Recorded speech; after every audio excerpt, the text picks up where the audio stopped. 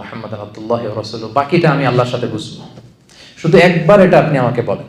কারণ আজীবন রাসূল সাল্লাল্লাহু আলাইহি ওয়াসাল্লামকে শেল্টার দিয়েছিলেন উনি, আর্থিক shelter, financial shelter, political shelter, social shelter. মানে নিজের বাবা যেরকম সন্তানকে আগলে রাখে, রাসূল সাল্লাল্লাহু আলাইহি ওয়াসাল্লামের চাচা আবু তালেব আগলে রেখেছিলেন, কিন্তু ইসলাম ধর্ম গ্রহণ করেননি। তো রাসূল সাল্লাল্লাহু আলাইহি ওয়াসাল্লাম এই চাচাকে অনেক ভালোবাসতেন। তো রাসূল সাল্লাল্লাহু আলাইহি ওয়াসাল্লাম যে ভালোবাসতেন, এটা কি অপরাধ ছিল? কারণ এটা সহজাত ভালোবাসা, এটা এমনিতেই চলে আসে। উনি মুশরিক ছিলেন, কিন্তু রাসূল সাল্লাল্লাহু আলাইহি ওয়াসাল্লাম অত্যন্ত ভালোবাসতেন। রাসূল সাল্লাল্লাহু আলাইহি ওয়াসাল্লামের প্রথম বিয়েটা আম্মা জান খাদিজাতুল কুবরা রাদিয়াল্লাহু তাআলা আনহার সাথে উনি নিজে পড়িয়েছেন, উনি নিজে খুতবা দিয়েছেন। বিয়ের মোহরানাটা নিজ পকেট থেকে আদায় করে দিয়েছেন। সুবহানাল্লাহি ওয়া বিহামদিহি। তো তাহলে আমরা কমন সেন্সে বুঝি যে সহজাত ভালোবাসা, ভালো লাগা, এটাতে কোনো দোষ নাই। যেমন আপনার ক্লাসমেট থাকতে পারে, হিন্দু ক্লাসমেট, যারা চাকরি করেন, কলিগ থাকতে পারে, বৌদ্ধ কলিগ থাকতে পারে না? তো সে বৌদ্ধ, সে হিন্দু বিদায় কি আপনি আর চোখে তাকাবেন তার দিকে? সেও তো মানুষ, সেও কি মানুষ। সবার বাবা মা আদতে কিন্তু একজন, আদম আর হাওয়া। ঘুরে ফিরে কিন্তু আমরা ওই বড় বিগ ফ্যামিলির part of the big family, কি বলেন? সেই জন্য ইসলাম সহজাত ভালোবাসাকে নিষেধ করে না, যেটা এমনি একটা মুগ্ধতা কাজ করে, কারো সততা, কারো নিষ্ঠা দেখে তার প্রতি একটা ভালো লাগা, বন্ধুত্ব হতে পারে। বন্ধুত্বে কোনো সমস্যা নেই। সমস্যা হচ্ছে গার্ডিয়ান বানানো যাবে না। আমার সবকিছু আমি এর হাতে ছেড়ে দিলাম, উনি আমার যেটা বলে ওইটাই আমি করি না, এটা করতে নিষেধ করেছেন। আউলিয়া বলতে ওইটাকে নিষেধ করেছেন। আরেকটা প্রমাণ হচ্ছে অমুসলিমদের প্রতি সহজাত ভালোবাসা যদি বৈধ না হতো, তাহলে আহলে কিতাবদেরকে বিয়ে করার বৈধতা ইসলামে থাকতো না। ইসলামে একটা বিধান আছে যেটা আমরা অনেকে জানি না। আহলে কিতাব যে মেয়েরা আছে, অর্থাৎ ইহুদি নাসারাদের মধ্য থেকে যারা আহলে কিতাব, প্রকৃত আহলে কিতাব, ওই মেয়েদেরকে কিন্তু মুসলিম পুরুষরা বিয়ে করতে পারে উইথ সার্টেন কন্ডিশন। তো যাকে আমি বিয়ে করব সে আমার ধর্মের না, সে আহলে কিতাব, অন্য কিতাব মানে, ওল্ড টেস্টামেন্ট মানে, নিউ টেস্টামেন্ট মানে, অন্য ধর্মের। তো তাকে বিয়ে করলে তো তাকে আমার ভালোবাসতে হবে, কি বলেন? যাকে আমি বিয়ে করব, এক ঘরের নিচে থাকবো, একসাথে থাকবো, তার সাথে আমার ভালোবাসার ব্যাপারটা আসবে না? তো তাহলে দেখেন যে স্বাভাবিক ভালোবাসা যদি অবৈধ হতো, তাহলে আহলে কিতাবদের যে নারীদের সাথে মুসলিম পুরুষদের বিয়ের বৈধতা উইথ সার্টেন কন্ডিশন, এটা কিন্তু হতো না। এক্ষেত্রে অনেক কন্ডিশন আছে। আল্লাহ তাআলা বলছেন ওয়াল মুহসানাতু মিনাল মুমিনাত ওয়াল মুহসানাতু মিনাল্লাযিনা উতুল কিতাব। ওখানে প্রাইমারি তিনটা কন্ডিশন আয়াত থেকেই বোঝা যায়। এক হচ্ছে যে আল মুহসানাত মিনাল্লাযিনা উতুল কিতাব, তারা সচ্চরিত্রা নারী হতে হবে, মানে তারা ভার্জিন হতে হবে, তাদের চরিত্র তারা নষ্ট করে ফেলেছে, এরকম ইহুদি খ্রিস্টান নারীকে মুসলিম পুরুষ বিয়ে করতে পারবে না। এরপর মিনাল্লাযিনা উতুল কিতাব, প্রকৃত আহলে কিতাব হতে হবে, মানে কিতাবের প্রতি বিশ্বাস থাকতে হবে। আয়াত থেকে যেটা বোঝা যায়, তাদের যে প্রকৃত অরিজিনাল বুক, যেখানে মুসা আলাইহিস সালামের কথা সংরক্ষিত আছে, ঈসা আলাইহিস সালামের কথা, এটা তাদেরকে মানতে হবে। তারপরে হচ্ছে মুসলিম দেশে হতে হবে এই বিয়েটা, অমুসলিম দেশে হলে চলবে না, ইবনে আব্বাস রাদিয়াল্লাহু তাআলা আনহুর মতে। এরপর আরো অনেক স্কলাররা মত দিয়েছেন যে তাদের সাথে শিরকের অ্যাটাচমেন্ট থাকতে পারবে না। সো এইভাবে অনেক কন্ডিশন। এই প্রসঙ্গটা আনার উদ্দেশ্য এটাই যে সহজাত ভালোবাসা যদি বৈধ না হতো, মুমিন নারী ছাড়া আহলে কিতাবদের নারীদেরকে বিয়ে করা আমাদের জন্য বৈধ হতো না। তো তাহলে আমরা বুঝতে পারলাম আলোচনার এই পর্যায়ে এসে এতটুকু ক্লিয়ার, স্বাভাবিক ফ্রেন্ডশিপে কোনো সমস্যা নাই। সমস্যা হচ্ছে গার্ডিয়ানশিপ বানানো যাবে না। ক্লিয়ার হয়েছে সবাই? এবার আমরা যে প্রসঙ্গটা বলবো সেটা হচ্ছে আমাদের অনেকের অমুসলিম প্রতিবেশী থাকে। অমুসলিম প্রতিবেশী যদি হয়, তাদের সাথে ডিলিংস কেমন হবে? অমুসলিম আত্মীয় থাকে, তাদের সাথে কেমন হবে? অমুসলিম আত্মীয় কিন্তু হয়, কিভাবে হয়?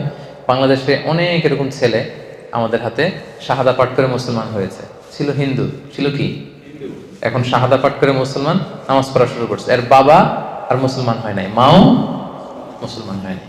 তাহলে বাবা মা রয়ে গেছে কি হিন্দু, আর ছেলে হয়ে গেছে কি মুসলিম। এই যে এই ছেলের আত্মীয়, বাবা মা হিন্দু, ভাই হিন্দু, সবাই হিন্দু, সে হয়েছে শুধু মুসলমান। এখন তার সাথে তার ফ্যামিলির সম্পর্কটা কেমন হবে? দেখি ইসলাম কি বলে।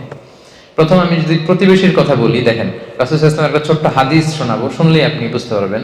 সহিহ মুসলিমের হাদিস, হাদিস নাম্বার 47। আল্লাহ রাসূল সাল্লাল্লাহু আলাইহি ওয়াসাল্লাম বলেন, মান কানা ইউমিনু বিল্লাহি ওয়াল ইয়াউমিল আখির ফালইউকরিম জারাহু। যে আল্লাহয় বিশ্বাস করে, আখিরাতে বিশ্বাস করে, সে যেন প্রতিবেশীকে সম্মান করে। কাকে সম্মান করে? প্রতিবেশীকে। নাকি বলছে মুসলিম প্রতিবেশীকে? ধার্মিক প্রতিবেশী, দাড়িওয়ালা প্রতিবেশী, নামাজি প্রতিবেশী, আল্লাহওয়ালা প্রতিবেশী না। In general, your neighbour, if you believe in God and the hereafter, you are supposed to respect your neighbor. আল্লাহ বিশ্বাস করেন, আখিরাতে বিশ্বাস করেন, তো আপনি আপনার প্রতিবেশীকে সম্মান করতে হবে। এখানে ধার্মিক মুসলিম প্রতিবেশী না, যে কেউ হতে পারে, প্রতিবেশী হলেই চলবে, তাকে কিন্তু আপনার রেসপেক্ট করতে হবে। শর্তটা কি দেখছেন? যে আল্লাহরে মানে আর আখিরাতে মানে, সেজন্য এটা করে। আর এটা না করলে বোঝা যাবে আল্লাহর মানাতেও ঝামেলা আছে, আখিরাত মানাতেও ঝামেলা আছে। ভয়ঙ্কর কিন্তু কন্ডিশনটা। তাহলে এটা দিয়ে বুঝলেন প্রতিবেশীটা ইন জেনারেল, যে কেউ হোক প্রতিবেশী। এবার যদি দেখি আত্মীয়তার বন্ধনের ব্যাপারে, একই টেক্সটে আল্লাহ রাসূল সাল্লাল্লাহু আলাইহি ওয়াসাল্লাম বললেন, সহিহ বুখারীর হাদিস, হাদিস নাম্বার 6138, মান কানা ইউমিনু বিল্লাহি ওয়াল ইয়াউমিল আখিরি ফালইয়াসিল রাহিমাহ। যে আল্লাহ বিশ্বাস করে আর আখিরাতে বিশ্বাস করে, সে যেন আত্মীয়তার বন্ধনকে অটুট রাখে। নাকি বলছে সে তার মুসলিম আত্মীয় যারা আছে তাদের সাথে যেন বন্ধন অটুট রাখে, এরকম বলছে? হ্যাঁ, মুসলিম, নামাজি, ধার্মিক, এগুলো আছে আত্মীয়। মা হিন্দু, বাবা হিন্দু, আমি হয়েছি মুসলিম, আমাদের আত্মীয়তার সম্পর্ক কাটা হয়ে গেছে নাকি? কথা বলেন না, কাটা হয়ে যায়নি। এটা কিভাবে সম্ভব? আমার বাবা, আমার মা, এই সম্পর্ক তো আজীবনের সম্পর্ক। হিন্দু হোক, বৌদ্ধ হোক, অন্য ধর্মের হোক, তারা কিন্তু আমার আত্মীয়। তাহলে দেখেন, এই যে প্রতিবেশী এবং আত্মীয়ের সাথে সুসম্পর্কের ব্যাপারে ধার্মিকতা, ইসলাম, এটা সেটা বলে পার্থক্য করা হয়নি। যেই প্রতিবেশী হোক, সেই প্রতিবেশীর হক কিন্তু আপনাকে আদায় করতে হবে। প্রতিবেশীর হক কি, এটা বিস্তর আলোচনা, এটা নিয়ে এক লম্বা আলোচনা হতে পারে। রাসূল সাল্লাল্লাহু আলাইহি ওয়াসাল্লাম বলেছেন, তার যেন কষ্ট না হয়, তাকে দেখতে যাবা, তাকে ভিজিট করতে যাবা, এমন ভাবে তোমার ঘর উঁচু করো না যে বাতাস আটকে যায়, সে আর বাতাস পায় না। এমন ভাবে গাছ লাগিও না, সূর্যের আলো তার ওখানে যায় না, তুমি সব নিয়ে নিচ্ছ। মানে এত এত প্রতিবেশীর ব্যাপারে বলতেছিলেন, সাহাবারা ভাবতেছিলেন, আমরা ভাবতেছিলাম হয়তো কিছুদিন পরে এমন আয়াত আসবে বা বিধান আসবে যে প্রতিবেশীদেরকে উত্তরাধিকার বানিয়ে দেওয়া হবে। মানে সাহাবারা ভয় পাচ্ছিলেন নাকি রাসূল এখন বলে যে ছেলে মেয়েদেরকে যেমন সম্পদ দেওয়া লাগে, বাড়ির দুই দিকে যারা থাকবে এখন সম্পদও দেওয়া লাগবে। এইটাই শুধু বাকি ছিল। সুবহানাল্লাহি ওয়া বিহামদিহি। শান্তির কি পয়গাম নিয়ে এসেছে ইসলাম। দেখেন আপনি, ইসলামের প্রত্যেকটা বিধান এতটা মানবিক, এতটা সুন্দর। সে হচ্ছে হিন্দু ধর্মের, এ বৌদ্ধ ধর্মের, কিন্তু যেই ধর্মেরই হোক, ইসলাম বলে তার খোঁজ খবর নাও। সে বিপদে বললে তাকে সাহায্য করো, সে অসুস্থ হলে ভিজিট করো, you should visit the sick. সে হিন্দু হোক, বৌদ্ধ হোক, যে ধর্মের হোক। রাসূল সাল্লাল্লাহু আলাইহি ওয়াসাল্লাম অনেক ইহুদির বাসায় যে অসুস্থ হলে তাদেরকে দেখে আসতেন। সুবহানাল্লাহ, কি নবী ছিলেন তিনি। আমি ছোট্ট একটা ঘটনা আপনাদেরকে শোনাই। সহিহ বুখারীর হাদিস, হাদিস নম্বর 1356। রাসূল সাল্লাল্লাহু আলাইহি ওয়াসাল্লামের একজন ইহুদি কর্মচারী ছিল, ছোট্ট বয়সে ছোট। কোন ধর্মের সে? সবাই বলেন কোন ধর্মের? ইহুদি কর্মচারী, ছোট বয়সে ছোট। আমি টেক্সটটা পড়ি। আনাস রাদিয়াল্লাহু তাআলা আনহু বলেন, কানা গুলামুন ইয়াহুদিয়ুন ইয়াখদুমুন নাবিয়্যা সাল্লাল্লাহু আলাইহি ওয়াসাল্লাম। একটা ছোট্ট ইহুদি ছেলে ছিল, রাসূল সাল্লাল্লাহু আলাইহি ওয়াসাল্লামের কর্মচারী হিসেবে কাজ করত। ফামারিদা, হঠাৎ এই ছেলে অসুস্থ হয়ে গেল। আপনারা জানেন যে রাসূল সাল্লাল্লাহু আলাইহি ওয়াসাল্লাম যখন মক্কা থেকে মদিনায় গেলেন, ওইটাও মালয়েশিয়ার মতো এরকম মাল্টি রিলিজিয়াস সোসাইটি ছিল। ইহুদিদের 3 গোত্র, আবার আউস খাজরাজের কিছু মুশরিক এখনো মুসলিম হয় নাই, আর মুহাজির যারা আসছেন মক্কা থেকে, রাসূল সহ যারা আসছেন সবাই তো মুমিন। তাহলে মুমিন আছে, মুশরিক আছে, আবার ইহুদি আছে, অনেকগুলো হয়ে গেল না? পাশে আবার খ্রিস্টান ট্রাইব আছে নাজরানের আশেপাশে। তো রাসূল সাল্লাল্লাহু আলাইহি ওয়াসাল্লাম এই ছেলেকে ভাড়া করছেন কাজের জন্য। হঠাৎ দেখে আসে না একদিন, ফামারিদা, অসুস্থ হয়ে গেল। ফাআতাহু নবী সাল্লাল্লাহু আলাইহি ওয়াসাল্লাম ইয়াউদু, রাসূল সাল্লাল্লাহু আলাইহি ওয়াসাল্লাম তাকে ভিজিট করতে গেলেন। সুবহানাল্লাহ, আসে না কেন? কিছু লোক বলতেছে এই ছেলেটা তো অসুস্থ, রাসূল সাল্লাল্লাহু আলাইহি ওয়াসাল্লাম এবার ওকে দেখতে গেলেন।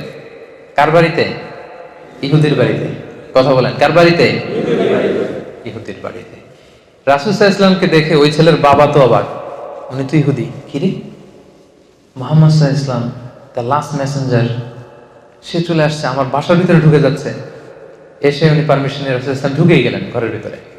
ফাকাআদা ইনদা রাসিহি, এই ছোট্ট ছেলেটা মুমূর্ষু অবস্থা, যান যায় যায় প্রায়, মাথার পাশে রাসূল সাল্লাল্লাহু আলাইহি ওয়াসাল্লাম বসলেন। ছেলেটা তাকিয়ে আছে রাসূল সাল্লাল্লাহু আলাইহি ওয়াসাল্লামের দিকে, বাবা দাঁড়িয়ে আছে। রাসূল সাল্লাল্লাহু আলাইহি ওয়াসাল্লাম তাকে বললেন, আসলিম, ইসলাম ধর্ম গ্রহণ করো। এবার ছোট্ট ছেলে হঠাৎ শকড, যে আমাকে বলতেছে ইসলাম ধর্ম গ্রহণ করতে, কি করব? তো সে দাঁড়িয়ে থাকা বাবার চেহারার দিকে তাকালো, ফানাযারা ইলা ওয়াজহি আবি, দেখি আব্বা কি বলে, আব্বা কি বলে দেখি। তো তার বাবা রাসূল সাল্লাল্লাহু আলাইহি ওয়াসাল্লামের আচরণ, রাসূল সাল্লাল্লাহু আলাইহি ওয়াসাল্লামের ব্যক্তিত্ব দেখে এতটাই মুগ্ধ, কিং কর্তব্য বিমূঢ় হয়ে সে বলতে আরম্ভ করলো, ফাকাল লাহু আতি' আবুল কাসিম সাল্লাল্লাহু আলাইহি ওয়াসাল্লাম। ছেলেকে বলতেছে, ঠিক আছে, উনি যা বলে তাই করো। সুবহানাল্লাহ। আবুল কাসেম, রাসূল সাল্লাল্লাহু আলাইহি ওয়াসাল্লামের সন্তানের নাম ছিল কাসেম। আবুল কাসেমের আনুগত্য করো, যা বলে তাই করো। তখন ছেলেটা বলতে আরম্ভ করলো, আশহাদু আল্লা ইলাহা ইল্লাল্লাহ ওয়া আশহাদু আন্না মুহাম্মাদান রাসূলুল্লাহ। ফাসলামা, সে শাহাদা বাক্য পাঠ করে মুসলমান হয়ে গেল। ফাখারাজা রাসূলুল্লাহ সাল্লাল্লাহু আলাইহি ওয়াসাল্লাম, রাসূল সাল্লাল্লাহু আলাইহি ওয়াসাল্লাম এবার ঘর থেকে বের হলেন। ইয়াকুল, এই বলতে বলতে বের হলেন, আলহামদুলিল্লাহিল্লাযী আনকাযাহু মিনান নার, প্রশংসা সে আল্লাহর, যে আল্লাহ একজন জাহান্নামীকে মুহূর্তের মধ্যে জান্নাতি বানিয়ে দিয়েছে। এই শাহাদা বাক্য, এই বিশ্বাসটুকু হৃদয়ে ধারণ করার আগে আমার এই গোলাম ছিল জাহান্নামী, আহলুন নার, আগুনের অধিবাসী। সে আল্লাহর প্রশংসা যে মুহূর্তের মধ্যে তাকে জান্নাতের অধিবাসী বানিয়েছে। সুবহানাল্লাহ। সহিহ বুখারীর হাদিস। এটা কেন আমি এখানে উল্লেখ করলাম, যে রাসূলুল্লাহ সাল্লাল্লাহু আলাইহি ওয়াসাল্লাম ইহুদির বাসায় যে অসুস্থকে ভিজিট করতেন, আর আমরা মুসলিম ভাই আরেক মুসলিমের খবর নেই না।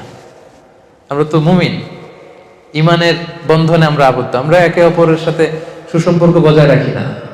রাসূল সাল্লাল্লাহু আলাইহি ওয়াসাল্লাম ভিন্ন ধর্মাবলম্বীদের ঘরে যে তিনি ইসলামের বাণী পৌঁছিয়েছেন। ইসলাম তো এইভাবে প্রচার হয় নাই, আমরা তো জন্মসূত্রে ইসলাম পেয়েছি, এই জন্য এটার মর্ম বুঝি না। জন্মাই দেখি যে আজান, তারপর একামত, দেখি যে কোরআন, হাদিস, ওয়াজ, মাহফিল। কিন্তু নবীরা প্রতিটা পদে পদে নিজেদেরকে প্রমাণ করে করে ইসলামের এই বাণীকে কিন্তু প্রচার করতে হয়েছে। আল্লাহ রাসূল সাল্লাল্লাহু আলাইহি ওয়াসাল্লাম ওনার আচরণ দিয়ে, ব্যক্তিত্ব দিয়ে এভাবে ইসলামের পয়গাম পৌঁছিয়েছেন। তবে সম্মানিত সুধী, আমার প্রতিবেশী যে ধর্মের হোক, যে ধর্মের হোক, প্রতিবেশীর খোঁজ খবর আমাকে নিতে হবে। এখন থেকে পারবেন না আপনারা? আশেপাশে যারা থাকে, যে ধর্মের হোক, একটু খোঁজ নেন। অসুস্থ হলে কিছু নিয়ে যান, সামান্য ফল নিয়ে যান, একটু খোঁজ খবর রাখার চেষ্টা করেন। এটা হচ্ছে ইসলামের শিক্ষা। তাহলে প্রতিবেশী গেল। এবার আমরা যদি আত্মীয়তার কথা বলি, যে প্রফেটের টাইমে এরকম হয়েছে যে বাবা মুশরিক, ছেলে হচ্ছে মুসলিম, এরকম অনেক হয়েছে। আবার সহিহ বুখারীর আরেকটা হাদিস আপনাদের শোনাবো, হাদিস নাম্বার 3183। আল্লাহ রাসূল সাল্লাল্লাহু আলাইহি ওয়াসাল্লামের স্ত্রী আম্মা জান আয়েশা রাদিয়াল্লাহু তাআলা আনহা, ওনার বড় বোন আসমা বিনতে আবি বকর, বড় বোনের নাম কি? আসমা বিনতে আবি বকর। ওনারা আবার সহোদরা বোন ছিলেন না, মানে আপন বোন না। আবু বকর রাদিয়াল্লাহু তাআলা আনহু একাধিক বিয়ে করেছেন। আয়েশা রাদিয়াল্লাহু তাআলা আনহুর মা একজন, আসমা ওনার মা আরেকজন। আর আসমা অনেক বড় ছিল, 12 বছর বড় ছিল আয়েশা রাদিয়াল্লাহু তাআলা আনহা থেকে। তো হিজরত করে যখন উনি চলে এসেছেন, জুবাইর ইবনুল আওয়াম রাদিয়াল্লাহু তাআলা আনহু হচ্ছে ওনার হাজবেন্ড। তো মদিনাতে যখন চলে এসেছেন, এরপর হুদাইবিয়ার সন্ধি যখন হলো 6ষ্ঠ হিজরিতে, হুদাইবিয়ার পরে মক্কা থেকে মদিনায় আসা যাওয়ার শিথিল করা হলো নিয়ম। এই যে কিছুদিন আগে আমাদের ইন্টারস্টেট ব্যান করা ছিল না, এরপরে কি করা হলো? শিথিল করা হলো যে ইন্টারস্টেট করা যাবে। তো এই সন্ধি হওয়ার আগে যুদ্ধ পরিস্থিতি ছিল। পিস এগ্রিমেন্ট যখন হলো হুদাইবিয়ার, তখন মক্কার লোক মদিনায় আসতে পারে, মদিনার লোক মক্কা যেতে পারে। তো এখন আসমার মা আবু বকর রাদিয়াল্লাহু তাআলা আনহুর স্ত্রী, ওনার নাম হচ্ছে কুতাইলা, কুতাইলা বিনতে আব্দুল উজ্জা। তিনি ছিলেন মুশরিকা, তিনি কি? আর মেয়ে আসমা হচ্ছে মুসলিমা। তাহলে মা মুশরিক, মেয়ে মুসলিমা। এখন মেয়েকে মিস করতেছেন, মেয়েকে দেখার জন্য উনি মক্কা থেকে মদিনায় আসেন। কিন্তু আসমা রাদিয়াল্লাহু তাআলা আনহা, উনি মায়ের কাছে যায় না। ওনার ধারণা আমি হচ্ছি মুসলিমা আর উনি হচ্ছেন মুশরিকা। হ্যাঁ, মুশরিকরা হচ্ছে নাজিস, অপবিত্র, আমি আমার মায়ের কাছে যাব না। আর সে যেহেতু আমার ভিন্ন ধর্ম অবলম্বন করে, ভিন্ন ফেথ, তো তার সাথে আমার কোনো সম্পর্ক নেই। ওনার কাছে ব্যাপারটা ক্লিয়ার ছিল না। তো উনি মা এসে বসে আছে, অনেক গিফট নিয়ে আসছে, সেই মদিনা থেকে মক্কা আপনারা জানেন কত মাইল দূর। আর এখন তো আমরা গাড়িতে চলে যাই, তখন সে ওটে করে, ঘোড়ায় করে লম্বা কষ্টের সফর শেষে আসতে হতো। উনি এসেছেন, কিন্তু মেয়ে তো দরজা খোলে না, মেয়ে যায় না। অনেক দিন ধরে উনি মদিনায় অপেক্ষা করলেন, মেয়ের সাথে দেখা পায় না। পরে উনি কনফিউশন দূর করার জন্য আল্লাহ রাসূল সাল্লাল্লাহু আলাইহি ওয়াসাল্লামের কাছে গেলেন, যে বললেন, ইয়া রাসূলুল্লাহ, ইন্না উম্মি কদিমাত আলাইয়া, আমার মা তো মক্কা থেকে মদিনায় এসেছে আমার সাথে মিট করার জন্য। মুশরিকা, ইন্নাহা মুশরিকা ইয়া রাসূলুল্লাহ, আপনি তো জানেন যে আমার মা তো এখনো ইসলাম ধর্ম গ্রহণ করেনি। আফা আসিলুহা ইয়া রাসূলুল্লাহ, আমি কি আমার মায়ের সাথে আত্মীয়তার বন্ধনকে বজায় রাখবো, নাকি এখন যে তাকে বর্জন করেছি, কথা বলা বন্ধ করেছি, এটাই ঠিক রাখবো? আল্লাহ রাসূল সাল্লাল্লাহু আলাইহি ওয়াসাল্লাম বললেন, হ্যাঁ অবশ্যই, নাআম সিলিহা, বজায় রাখবে মানে অবশ্যই অবশ্যই অবশ্যই তুমি তোমার মায়ের সাথে আত্মীয়তার বন্ধনকে অটুট রাখবে। যাও, আচ্ছা তুমি যাও, তোমার মায়ের সাথে দেখা করো, আত্মীয়তার বন্ধনকে তুমি মিলিয়ে রাখো, এটাকে কখনো কাট অফ করা যাবে না। সুবহানাল্লাহ। দেখেন, মা হচ্ছে মুশরিকা, মেয়ে হচ্ছে মুসলিমা, কিন্তু সম্পর্ক কি ছিন্ন করা যাবে? কথা বলেন। তাহলে বাংলাদেশে এরকম অ্যাভেলেবেল ঘটনা ঘটে, ছেলে মুসলমান হয়েছে, বাপ মা হিন্দু, সম্পর্ক কিন্তু কখনো নষ্ট করা যাবে না, যেহেতু আত্মীয়তার বন্ধন। মা বাবার সেবা করতে হবে, যদিও মা বাবা হিন্দু, মা বাবাকে প্রতি মাসে ন্যায়সঙ্গতভাবে যে খরচ দেওয়া দরকার সেটা দিতে হবে, তাদের খোঁজ খবর রাখতে হবে। ভাই বোনের যে হক, এই হকগুলো কিন্তু ঠিকই আদায় করতে হবে। তাহলে ভিন্ন ধর্মাবলম্বী যদি আমার প্রতিবেশী হয়, প্রতিবেশীর যে হক অন্য ধর্মের হলেও একই হক। আত্মীয় যদি ভিন্ন ধর্মেরও হয়, তাহলে আত্মীয়তার সম্পর্কের ব্যাপারটা মুসলিম হলে যেরকম, অমুসলিম হলেও একই রকম। তাহলে সেখানে স্বাভাবিক বন্ধুত্ব না, অমুসলিমদের সাথে প্রথমে তো জানলাম বন্ধুত্ব, ফ্রেন্ডশিপ হতে পারে, কিন্তু প্রতিবেশী হলে এটার গভীরতা আরো বেশি, আত্মীয় হলে গভীরতা আরো বেশি। বুঝতে পেরেছেন সবাই?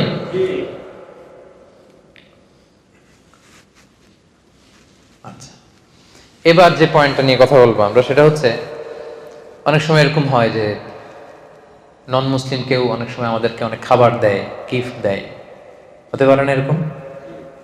এই যে মালয়েশিয়াতে তো কি হয়, দিওয়ালি হয় না, এখানে দীপাবলি বলে, ইন্টারন্যাশনালি তো এটা হচ্ছে দিওয়ালি। তো মালয়েশিয়াতে দীপাবলি ওদের যে ফেস্টিভ্যাল হয়, দেখবেন যে পাশে আপনি মুসলিম বাড়ি, যে কিছু সুইট মিট দিয়ে আসবে, কিছু খাবার কিছু একটা দিয়ে আসলো, তো এটা নিতে পারবেন কিনা আপনি? বা ধরেন কিছু ফলমূল দিয়ে আসলো, নিতে পারবেন কিনা?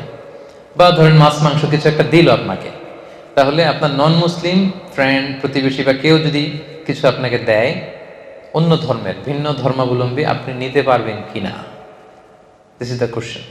এটা মনে হয় খুবই রেলেভেন্ট, কি বলেন?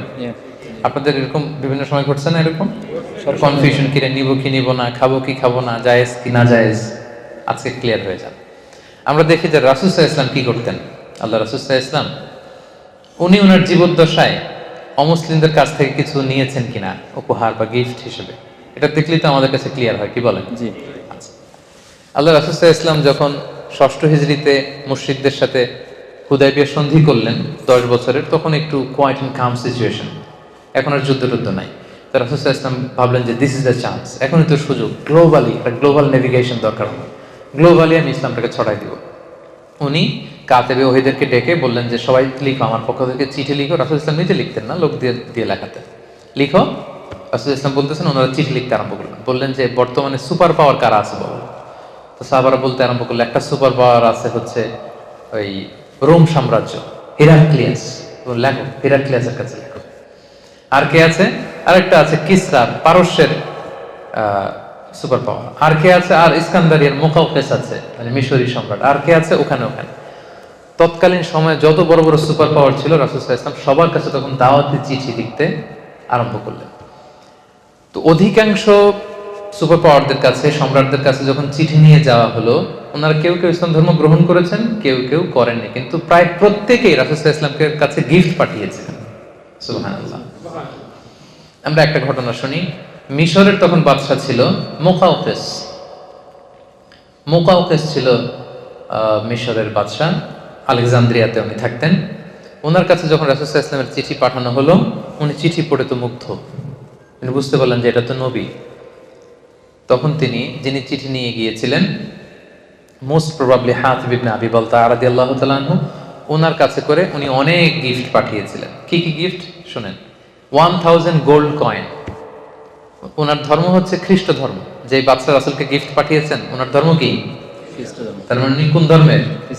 খ্রিস্টান। উনি 1000 গোল্ড কয়েন, 1000 স্বর্ণ মুদ্রা পাঠিয়েছেন। 2 বিউটিফুল ক্রিশ্চিয়ান স্লেভস, 2 জন খ্রিস্টান সুন্দরী নারী পাঠিয়েছিলেন, দাসী, তখনকার এই প্রচলনটা ছিল। একজনের নাম হচ্ছে মারিয়া বিনতে শামউন আল কিবতি, আরেকজনের নাম হচ্ছে সিরিন। তো মারিয়াকে তিনি স্ত্রী হিসেবে রেখেছিলেন, আর সিরিনকে তিনি আরেক সাহাবীর জন্য দিয়েছিলেন, হাসান বিন সাবিত রাদিয়াল্লাহু তাআলা আনহু, রাসূলুল্লাহ সাল্লাল্লাহু আলাইহি ওয়াসাল্লামের সভাকবি। এখানেই শেষ না, একজন পুরুষ কর্মচারী পাঠিয়েছিলেন 20 pieces of fine garments, 20 piece থান কাপড়। 20 পিস কি, যাতে রাসূল সাল্লাল্লাহু আলাইহি ওয়াসাল্লাম জামা বানাতে পারেন, থান কাপড় পাঠিয়েছেন। এরপর একটা গাধা পাঠিয়েছেন, একটা খচ্চর পাঠিয়েছেন। আল্লাহ রাসূল সাল্লাল্লাহু আলাইহি ওয়াসাল্লাম এই মুকাউকিসের পাঠানো সবগুলো গিফট তিনি গ্রহণ করেছিলেন, সুবহানাল্লাহ, সব গ্রহণ করেছিলেন। ধর্ম কি ছিল? খ্রিস্টান। কথা বলে না, খ্রিস্ট ধর্ম। আজকে মিজানুর রহমান আজহারি যদি নাই, আজকে ধরেন যে এখানকার খ্রিস্টান কোন ফেইথ লিডার, ধরেন চার্চের পোপ শুনলো যে বাংলাদেশে একজন দায়ী, তো তাকে আমি দুইটা রাসূল সাল্লাল্লাহু আলাইহি ওয়াসাল্লামকে তো 20 পিস পাঠাইছে, ধরেন আমার জন্য 2 পিস থান কাপড় পাঠাইলো যে দিয়ে আসো তাকে। এরপরের দিন পত্র পত্রিকায় চলে আসবে এটা অবশেষে, না? আচ্ছা, তো তখন আসবে যদি খ্রিস্টান পাদ্রীর কাছ থেকে সে এগুলো নিছে, নাউযুবিল্লাহি মিন যালিক, আস্তাগফিরুল্লাহ। কত খারাপ, এত ভালো মনে করতাম ওনাকে, শেষমেশ খ্রিস্টানদের থেকে উনি জিনিসপত্র নেওয়া শুরু করলো। কিন্তু প্রফেট সাল্লাল্লাহু আলাইহি ওয়াসাল্লাম যে আসলে কি সুন্নাহ আমাদের জন্য রেখে গিয়েছেন, উনি আসলে কি করে গিয়েছেন, সেখান থেকে আমাদের শিক্ষাটা কি, ওইটাই আমাদের জানা নেই। মুকাউকিস সে খ্রিস্ট ধর্মের সম্রাট ছিল, খ্রিস্টান, তার পাঠানো গিফট রাসূল সাল্লাল্লাহু আলাইহি ওয়াসাল্লাম নিয়েছেন। শুধু নিজেই নেন নাই, এক সাহাবীর সাথে শেয়ারও করেছেন।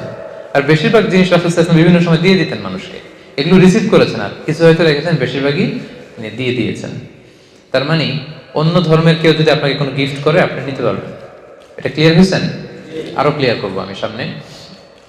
আলী রাদিয়াল্লাহু তাআলা আনহু উনি বর্ণনা করেন, মুসনাদে আহমদ ইবনে হাম্বলে হাদিসে এসেছে, উনি বলেন যে আহদা কিসরা লিরাসূলিল্লাহ সাল্লাল্লাহু আলাইহি ওয়াসাল্লাম ফাকাবিলা মিনহু ওয়া আহদা লাহু কাইসার ফাকাবিলা ওয়া আহদাত লাহুল মুলুকু ফাকাবিলা মিনহা। মানে রাসূল সাল্লাল্লাহু আলাইহি ওয়াসাল্লামকে কিসরা, কাইসার এবং যত যত রাজা বাদশারা যত গিফট রাসূলকে দিয়েছিলেন সবগুলো গিফট রাসূল সাল্লাল্লাহু আলাইহি ওয়াসাল্লাম গ্রহণ করেছিলেন, সুবহানাল্লাহ। এতগুলো খ্রিস্টানের কথা, তার মানে বাকিদের যদি হিসাব করেন দেখা যাবে যে কেউ ছিল ইহুদি, তারপরে কিসরার সাথে ছিল অগ্নি উপাসক, কিসরার প্রধান সে কি ছিল? অগ্নি উপাসক, তাদের দেয়া জিনিসও কিন্তু রাসূল সাল্লাল্লাহু আলাইহি ওয়াসাল্লাম নিয়েছেন। এরপর আলী রাদিয়াল্লাহু তাআলা আনহু নিজে যখন খলিফা ছিলেন, অগ্নি উপাসকদের একটা আপনার ফেস্টিভ্যাল হয়, নাইরুজ বলে ওরা, কি বলে? নাইরুজ, যেটাকে বাংলায় বলে নওরোজ, মানে নববর্ষ।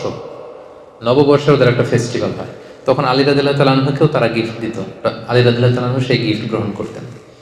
এবার আমরা মুসান্নাফে ইবনে আবি শাইবার একটা হাদিস শুনবো। আয়েশা রাদিয়াল্লাহু তাআলা আনহার কাছে এক নারী এসে বললেন, আম্মাজান, অগ্নি উপাসকরা তাদের নওরোজের প্রোগ্রামের সময় আমাদেরকে ভুনা পাখি উপহার হিসেবে পাঠায়। কি পাঠায়? ভুনা পাখি। ভুনা পাখি। আমরা কি এটা খাইতে পারবো? আম্মাজান আয়েশা বললেন, আম্মা মা যুবিহা লিযালিকাল ইয়াউম ফালা তাকুলু ওয়ালাকিন কুলু মিন আশজারিহিম। বলতেছে ওই দিন তাদের প্রোগ্রামে তারা যেটা জবাই করে, জবাইকৃত কোনো জিনিস খেতে পারবে না, বরং তাদের গাছের যে ফলমূল, শাকসবজি, এই সমস্ত মিষ্টান্ন যেগুলো দেয় এগুলো খেতে পারবা। তাহলে এখান থেকে আমরা বুঝতে পারলাম যে অন্য ধর্মের কেউ আপনাকে যদি মিষ্টি জাতীয়, চকলেট জাতীয় তাদের প্রোগ্রামে যা যা দেয় এগুলো আপনি খেতে পারবেন।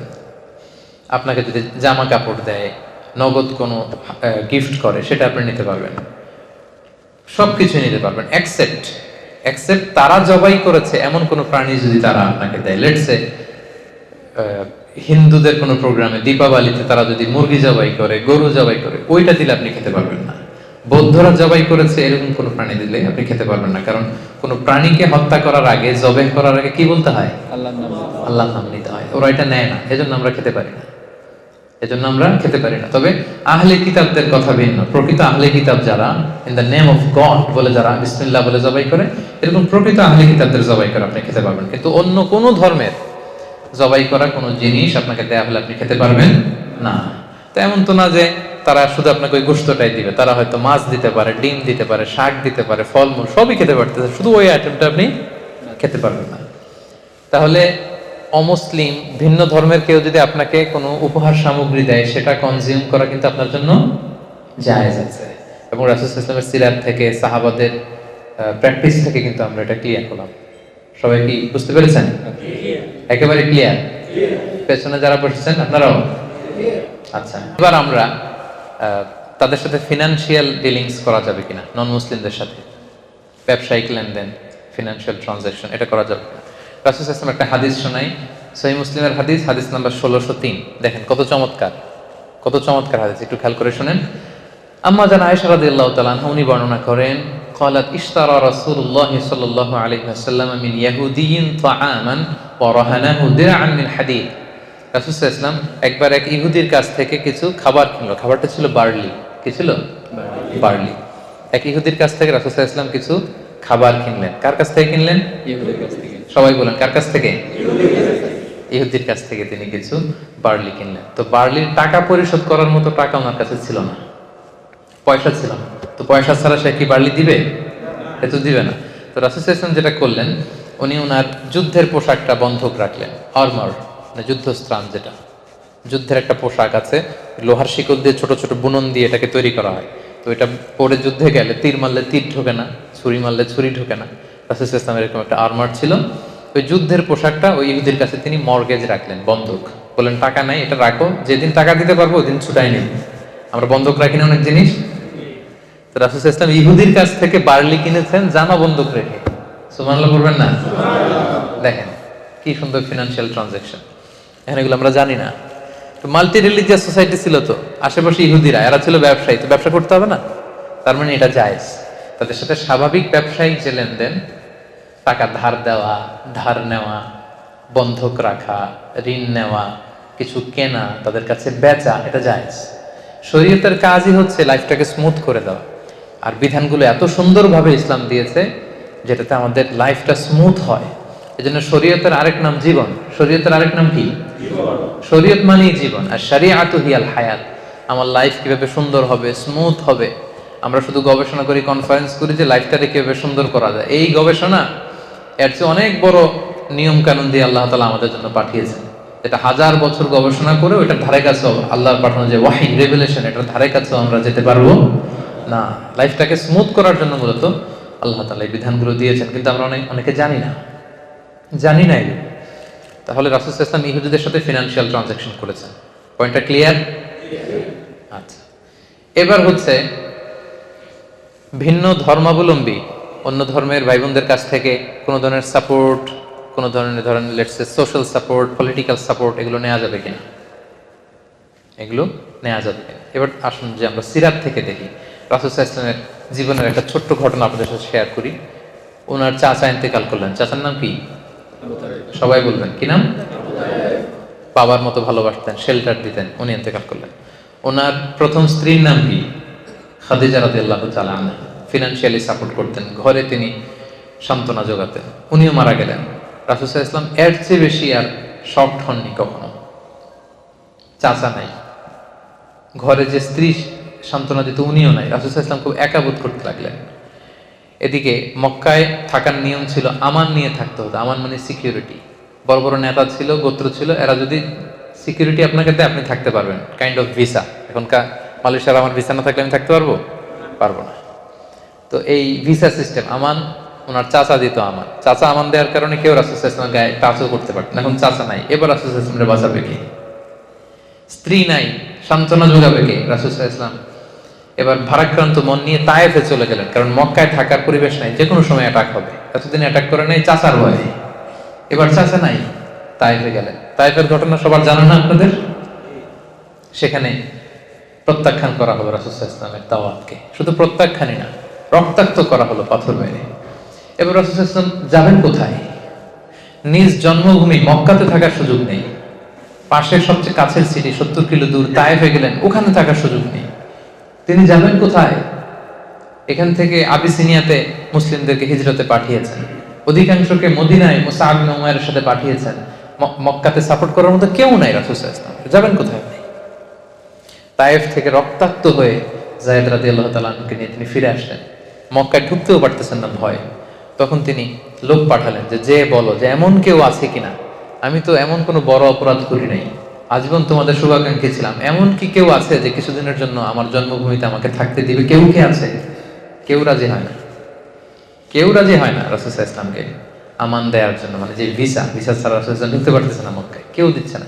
Nobody, no except one personality, একজন ব্যক্তি আল্লাহ তাআলা ব্যবস্থা করে দিলেন, তার নাম হচ্ছে মুতঈম ইবনু আদি। তার নাম কি? মুতঈম ইবনু আদি। ওনার মনে আল্লাহ তাআলা দয়ার সঞ্চার করে দিলেন। তিনি বললেন আমি দেব। ওনার ছেলেদেরকে পাঠালেন। ওনার ছেলের নাম জুবাইর ইবনে মুতঈম রাদিয়াল্লাহু তাআলা। ছেলে মুসলমান হয়েছে, কিন্তু মুতঈম ইবনে আদির নসিবে ঈমান জোটে নাই। উনি বললেন আমি শেল্টার দেব। ছেলেদেরকে অস্ত্র দিয়ে পাঠালেন, যাও মুহাম্মদকে স্যালিউট দিয়ে গার্ড অফ অনার দিয়ে নিয়ে আসো। রাসূল সাল্লাল্লাহু আলাইহি ওয়াসাল্লাম আল্লাহর শুকরিয়া আদায় করলেন। মুতঈম ইবনে আদির ছেলেদের সাথে এসে তিনি প্রথমে কাবা তাওয়াফ করলেন। কি করলেন? আশেপাশে আবু জাহেল, উতবা, সাইবা তো জ্বলে পুড়ে ছারকার হয়ে যাচ্ছে, যে আমাদের চোখের সামনে মোহাম্মদ আবার এসে তাওয়াফ করতেছে, কিন্তু কিছু করার সুযোগ নাই। কারণ ওই সময় পলিটিক্যাল বা সোশ্যাল সিস্টেমটাই এমন, কেউ যদি আমান দিয়ে ফেলে অন্য কেউ তার গায়ে টাচ করতে পারবে না, করলে যুদ্ধ বেঁধে যাবে, গোত্রীয় যুদ্ধ। কিছু করার নাই। রাসূল সাল্লাল্লাহু আলাইহি ওয়াসাল্লাম কিভাবে শেল্টার দিলেন। রাসূল সাল্লাল্লাহু আলাইহি ওয়াসাল্লাম কিন্তু এই শেল্টারের কথা ভুলে যাননি। রাসূল সাল্লাল্লাহু আলাইহি ওয়াসাল্লাম কিন্তু এটা ভুলে যাননি। কারো ফেভার, ছোট্ট একটা উপকার যদি তিনি কারো কাছ থেকে পেয়েছেন, রাসূল সাল্লাল্লাহু আলাইহি ওয়াসাল্লাম এটা কখনো ভুলতেন না। আমরা ভুলে যাই অনেক সময়।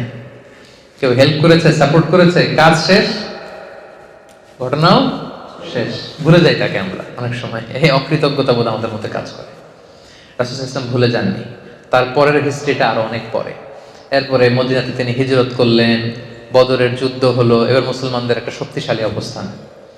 ওই বদরের যুদ্ধে মুসলমানরা জয়লাভ করলো।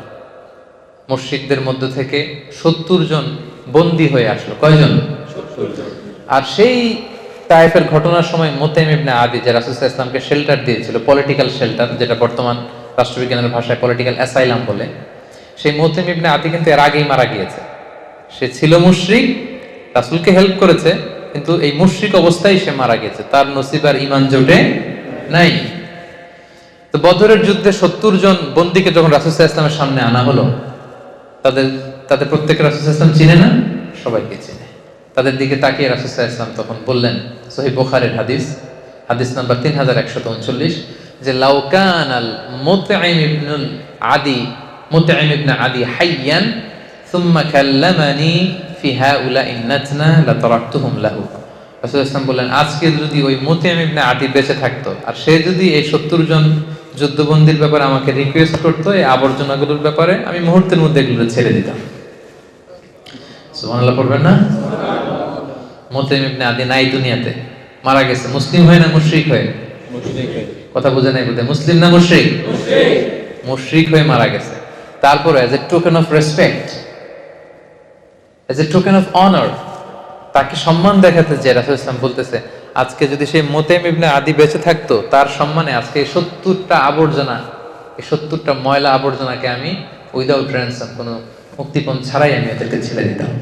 কি সম্মান দেখিয়েছেন মুতঈমকে। কেন সম্মান দেখালেন? দেখি, আগে হেল্প করছিল।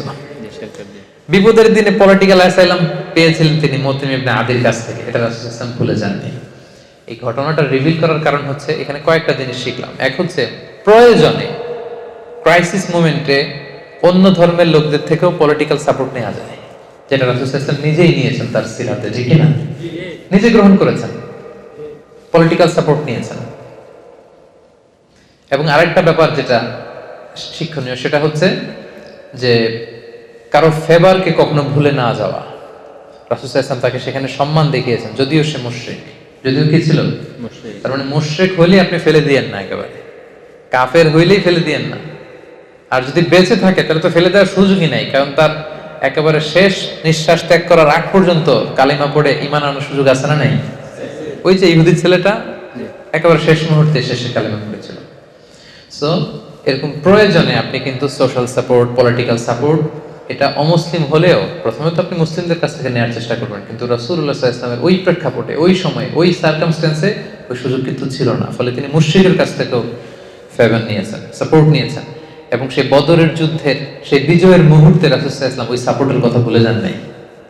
আমরা বেমালুম ভুলে যাই। আমরা কি করি? ভুলে যাই। এজন্য কারো সাপোর্ট যেন আমরা ভুলে না যাই। আচ্ছা, এবার আমরা শুনবো যে নন মুসলিম যারা আছে তাদের কোনো ভালো কাজের প্রশংসা করা যাবে কিনা, তাদেরকে রেসপেক্ট দেখানো যাবে কিনা, তাদের কোনো কাজের এপ্রিসিয়েশন করা যাবে কিনা, এটা আমরা এখন জানবো। রাসূলুল্লাহ সাল্লাল্লাহু আলাইহি ওয়াসাল্লাম 7ম হিজরিতে পৃথিবীর বড় বড় সুপার পাওয়ারদের কাছে চিঠি লিখেছিলেন। আমি একটু আগে বলেছিলাম, মনে আছে আপনাদের?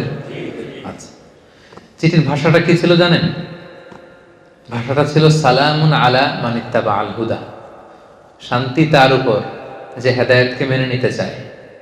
আসলিম তাসলাম, ইসলাম মানো শান্তিতে থাকবা, দুনিয়াতেও থাকবা আখিরাতেও থাকবা। আর শুরু করতেন তিনি চিঠিটা এইভাবে। ওই চিঠির কপি কিন্তু এখনো আছে। আপনি তুরস্কের জাদুঘরে যদি যান, ওখানে ওইটার কপি এখনো আছে, সংরক্ষণ করা আছে। রাসূল সাল্লাল্লাহু আলাইহি ওয়াসাল্লামের সাহাবীদের দেয়া লেখানো যে চিঠি, সেখানে চিঠির শুরুটা ছিল এরকম: মিন মুহাম্মাদিন রাসূলিল্লাহ ইলা হিরাকলা আযীমির রোম। ধরেন হিরাক্লিয়াসের কাছে যে চিঠি লিখেছেন, রোমের বাদশা, রাসূল সাল্লাল্লাহু আলাইহি ওয়াসাল্লাম শুরু করতে বলেছেন এভাবে সাহাবীকে যে লিখো মিন মুহাম্মদ রাসূলুল্লাহ, মানে এটা কার পক্ষ থেকে? মুহাম্মদ রাসূলুল্লাহ ওনার পক্ষ থেকে। কার প্রতি? ইলা হিরাকলা, মানে হিরাক্লিয়াসের প্রতি। এতটুকু বললেই হইতো। এরপর রাসূল সাল্লাল্লাহু আলাইহি ওয়াসাল্লাম একটা শব্দ ব্যবহার করেছেন, উনি বলেছেন আযীমির রোম, মানে উনি সাধারণ লোক না, উনি হচ্ছেন রোমের আজিম, highness, the royal highness, the majesty. আপনি দেখবেন যে কেউ যদি কিং হয়, হ্যাঁ, কুইন হয় বা প্রেসিডেন্ট হয়, তাকে সম্মান করে এরকম বলতে হয় যে মাননীয়, মাননীয় প্রধানমন্ত্রী, তারপর মাননীয় রাষ্ট্রপতি, এরকম বলে না? রাসূল সাল্লাল্লাহু আলাইহি ওয়াসাল্লাম এই শব্দটা ব্যবহার করেছেন। কিন্তু হিরাক্লিয়াসের ধর্ম কি আমি ভাই? খ্রিস্ট ধর্ম, খ্রিস্টান ধর্মে খ্রিস্টান। তাহলে খ্রিস্টান একজন বাচ্চার কাছে চিঠি লিখতে যেও তাকে রেসপেক্ট করার কথা আল্লাহ রাসূল সাল্লাল্লাহু আলাইহি ওয়াসাল্লাম ভুলে যায় না। আল্লাহু আকবার, আল্লাহু আকবার। কি নবী আমরা পেয়েছি, যেইখানে যতটুকু সেন্সিবিলিটি থাকা দরকার ছিল, সিক্স সেন্সের পুরোটা কাজে লাগিয়ে তিনি দাওয়া কাজ করেছেন, মানুষকে গাইড করেছেন, মানুষকে এডুকেট করেছেন, ইনস্ট্রাক্ট করেছেন। মিন মুহাম্মদ রাসূলিল্লাহ ইলা হিরাকলা আযীমির রোম, মিন মুহাম্মদ রাসূলিল্লাহ ইলা হিরাকলা, মুহাম্মদের পক্ষ থেকে হিরাক্লিয়াসের প্রতি, শেষ, খালাস। এরকম হইলে তো হইতো না।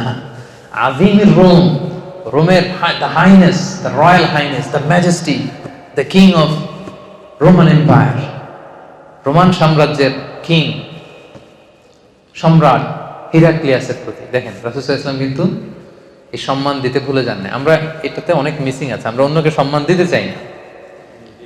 নিজে সম্মান পেতে হলে আগে কি করতে হবে? সম্মান দিতে হবে। অন্য ধর্মের, এমনকি তাদের বিরুদ্ধে একটা সময় যুদ্ধ হয়েছে, রোমানদের বিরুদ্ধে মুসলমানদের যুদ্ধ হয়েছে, পরবর্তীতে এটা ক্রুসেডের রূপ নিয়েছে। কিন্তু রাসূল সাল্লাল্লাহু আলাইহি ওয়াসাল্লাম যখন চিঠি লিখেছেন, তাকে কিন্তু রেসপেক্ট দিতে রাসূল সাল্লাল্লাহু আলাইহি ওয়াসাল্লাম ভুল করেননি। This is the lesson. এটা হচ্ছে আমাদের জন্য শিক্ষা যে আমরা অমুসলিমদের মধ্যে থেকে যারা সম্মানিত, এদেরকে সম্মানটা দিতে হবে।